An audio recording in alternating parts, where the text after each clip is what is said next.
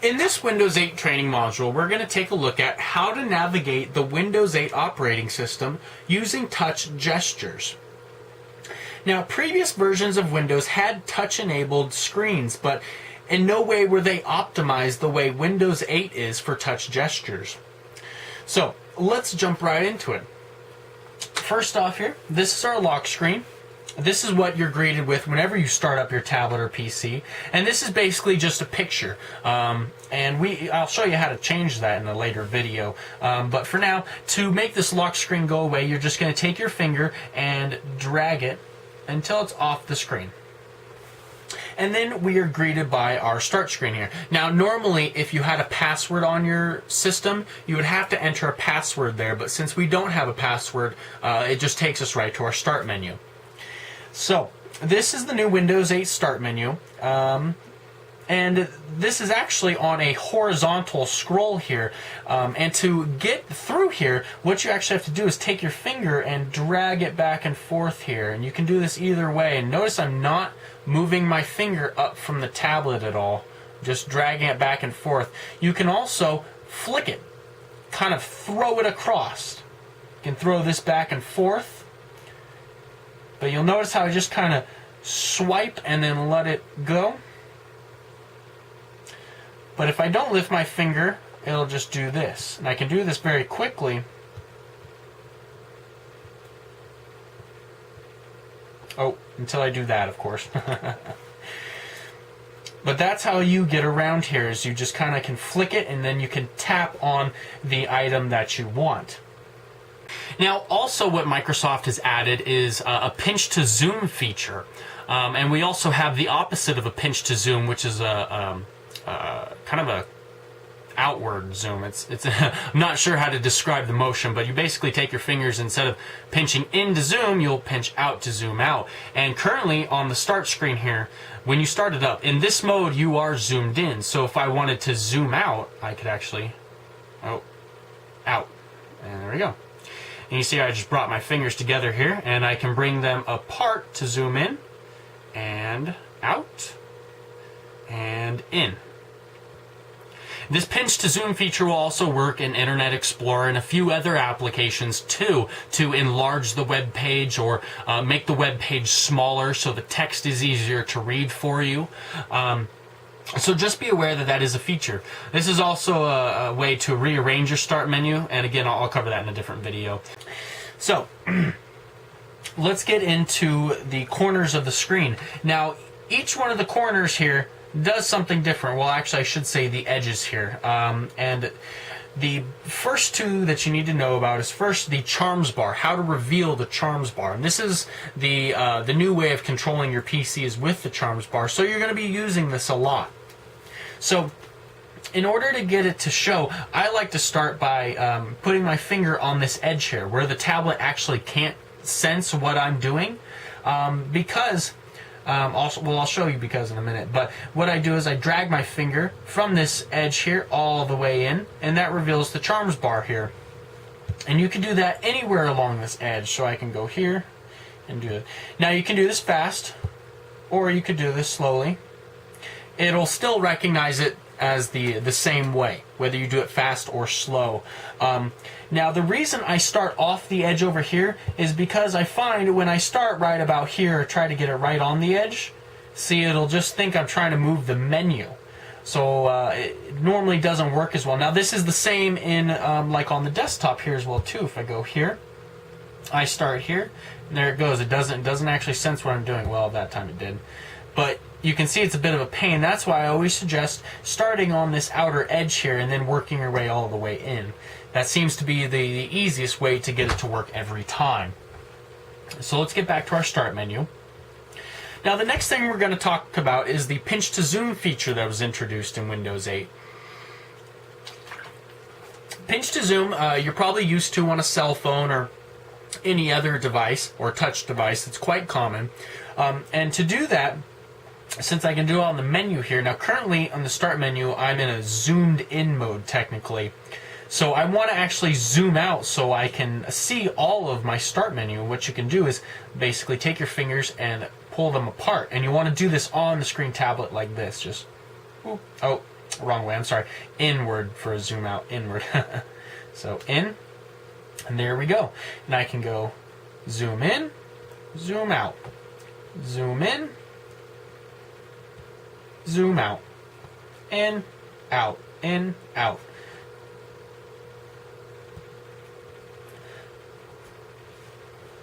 There's your touch to, or pinch to zoom, I'm sorry.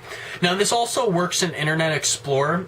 You can do this for changing the font size. Essentially you zoom in and that'll kind of change the font size essentially and make it larger so it's easier to read. It'll also work in some other applications. So if you're having a hard time reading a web page, you could also use this zoom in or zoom out feature. So it comes in handy in a few other places in Windows 2, not just the start menu. Okay, so I've covered the charms bar on this side. Now I'm going to cover the other side here. Now this side of the screen, you can do that same touch gesture that I did over here to get the charms bar to come up, but instead what happens on this side when you do this, it'll actually take you to your previously opened application. And in this case, the desktop was a previous opened application. And yes, the desktop is an application. It's not just the desktop. It's treated as an app or a tablet piece of software. And you can actually continue this flick indefinitely, actually. It'll cycle through all of your currently opened applications. And it'll just keep going through in a circle and loop them, basically, all the way through.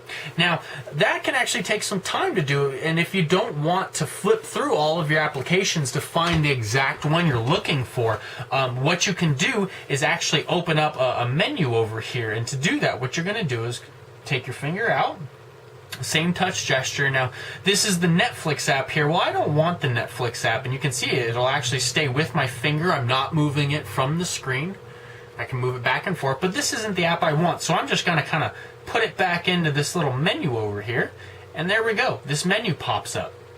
Now, you can actually think of this menu as almost like a task manager for applications, because it shows you all of your currently open and running applications here. And from this menu, we can actually right-click on one of these applications and close them from here too. And also at the bottom here, I've got another way to get to the Start menu, another Start button. Microsoft put in several different ways to get to your Start button. There's one here, and then there's also another one on your charms bar. If you have a Microsoft tablet, my Samsung tablet also has another button here just to get to the Start menu. But there's a lot of ways to get to the Start menu. But again, to find the exact application you want, just out and back in. But you notice you can flick them and let them go, and it'll load on the screen, or hold your finger down, bring it back in, and then pick the exact one you want. Oh, don't want you. Let's put this one back in, and I want my weather app, so I'll click on the weather app. So there, that's how you can kind of open up this this menu, this side menu here, and pick the application that you actually want to go to, so you don't have to cycle through all of them. So, the other option that you can do here when right-clicking, and I'm going to do this with my pen here, you can snap them to the left or the right. And snapping's kind of a new feature, because you can actually, with snapping, what this means is you can place two applications side by side. And since having one application open at one time is kind of silly, because Windows is called Windows because you can open multiple windows, it would be kind of silly not to have this feature available. So what you can do is instead of putting this application back into the little box over here, you can actually take it over and drop it, and you'll see once this black line comes in right here, you can drop this application into there. And now I've essentially snapped the applications side by side, so I can have my weather app over here and then be working on my desktop over here at the same time. Now again, how I did that was took this application and I just dropped it. Now we can do this and choose the app we want, just like this.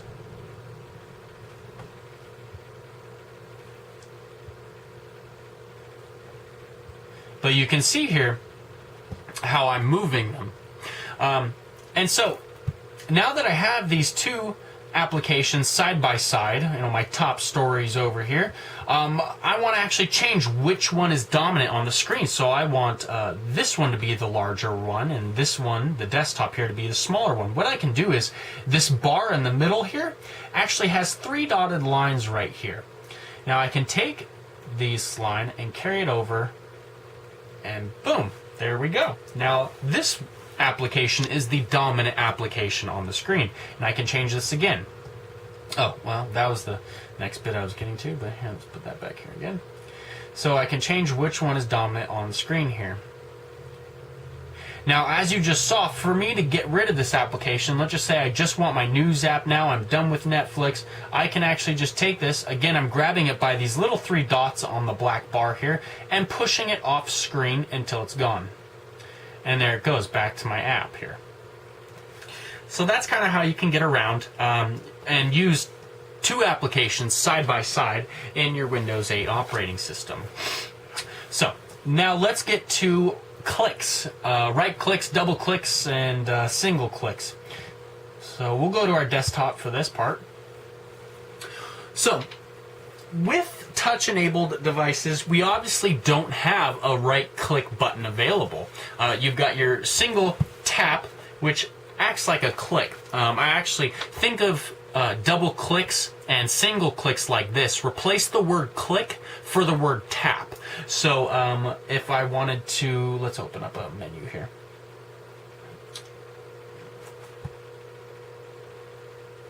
If I single click on an item, it'll highlight it here. And this is just in this particular device, but you'll notice a single tap acts like a single click. And to open one of these files, you have to double click, but what we're going to do is double tap. So let's double tap, and there it goes, it opens up. And it's real simple, you'll just 1, 2 right on the thing you want to click on. There it goes. So you got it real simple, single tap, double tap. Sounds pretty cool. Double tap. Now, right click's a little bit different. Obviously, you don't have you're touching it the same way, so every time you touch it, it registers as your left click. Well, a right click, what you have to do is actually hold your finger down, and I don't know if you guys can see this, but a small square box has now appeared around my finger after I've held it down for a few seconds here. And once this box has appeared, this means that the tablet has recognized that I'm trying to do a right click. Now, all I have to do is let my finger up, and there's the right click. Now, the first time I did that, I held it too long, but here if I go, box appears, I can let go, and there we go, I get my right click. So let's say on the recycle bin I want to empty it. To do that, I hold it down. A box has now appeared around it. I let it go, and there we go. Empty recycle bin. And that's already emptied, so we'll leave it alone. So that's how you do those two. Now, let me explain how to do this with the stylus. Now, the stylus is a little bit different here for right clicks. So for single clicks, it's fairly simple. You'll still just use a tap and then double tap. Now, the button is really useful for right clicks. I prefer this method of using my tablet and doing right clicks. It's a little bit faster for me, but to each its own. So let's get back into another menu here. We'll go here. Okay, so I'm going to right click on one of these files to get properties. Now, a right click on a stylus is a little funny to do.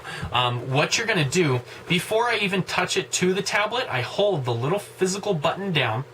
And this is the same. This isn't just on this particular tablet that I have. This is the same no matter what tablet you get, like the Microsoft Surface RT, Surface Pro, and a few others that are coming out. I believe HP is now producing one too, all of which will use a stylus.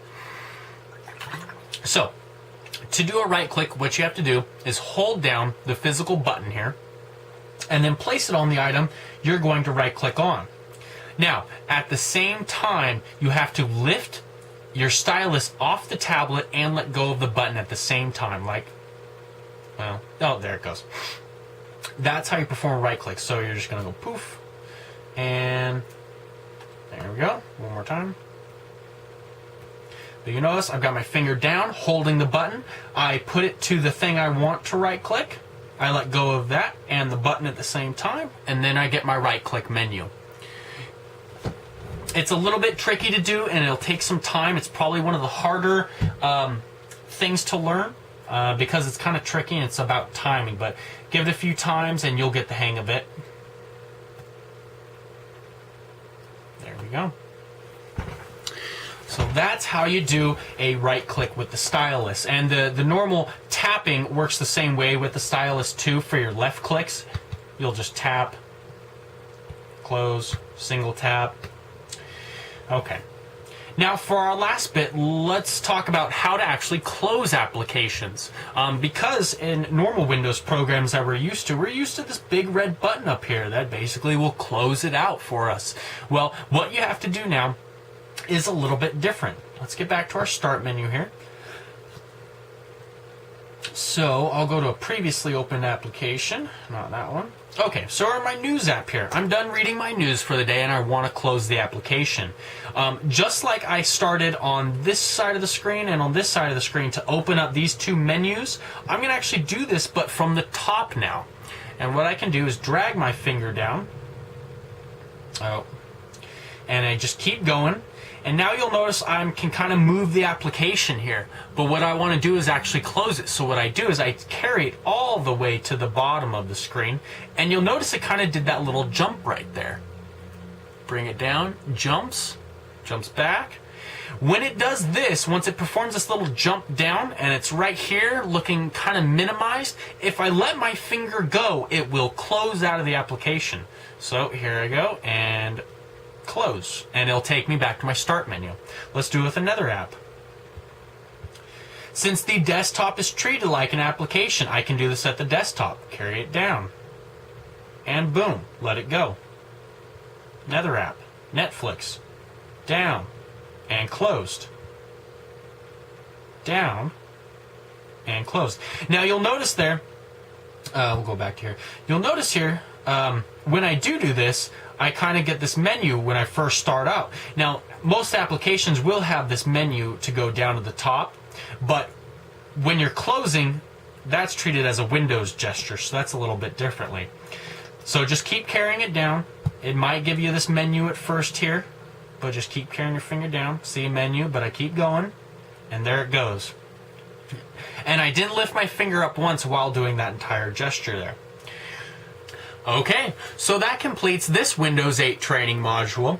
Again, to recap, we talked about how to open up our Charms menu, how to shuffle through applications, our pinch to zoom feature and zoom out feature, how to put two apps side by side,